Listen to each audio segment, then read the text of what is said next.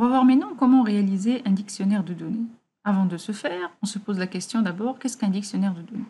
Eh bien, le dictionnaire de données, c'est le document qui nous permet de définir chaque propriété au niveau du système d'information et de comprendre sa signification et sa forme, bien évidemment.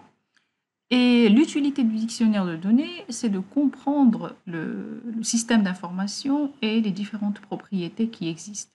Donc c'est un document essentiel lors de la réalisation, lors de la conception d'une base de données, aussi lors de la refonte d'un système d'information, dans le sens où la totalité des utilisateurs potentiels ou bien des parties prenantes de ce système d'information et de ces bases de données, lorsqu'ils ne savent pas la signification d'une propriété, ils doivent revenir au dictionnaire de données pour comprendre exactement le concepteur ce qu'il voulait dire par cette propriété.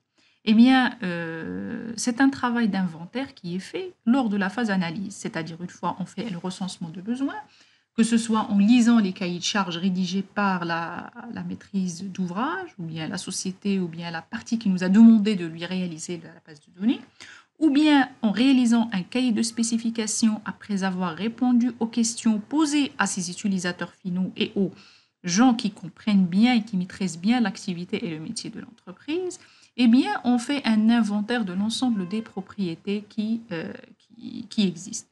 Lorsqu'on fait cet inventaire, on organise ces propriétés sous forme d'un tableau à 5 colonnes. Et donc, comme vous le voyez sur le slide, la première colonne, c'est le code mnémonique. La deuxième colonne, c'est la désignation. La troisième, c'est la taille de la donnée, le type et la taille de la donnée. Le type de la donnée, puis la taille de la donnée. Puis, on fait un champ d'observation, comme le montre l'exemple suivant.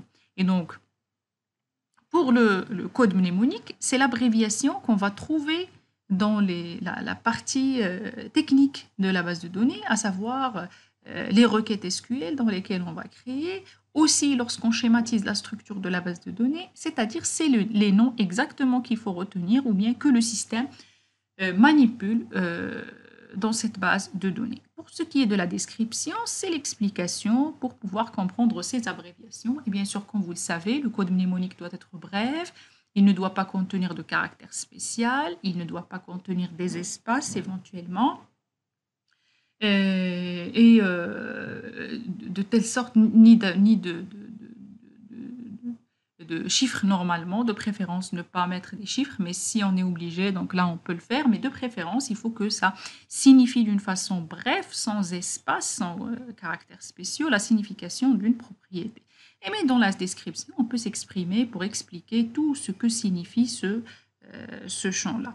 Pour ce qui est de type, et donc le type, on a soit numérique, soit alphanumérique, soit booléen, soit date, soit alphabétique. Donc là, alphabétique, c'est-à-dire on a juste les lettres de l'alphabet.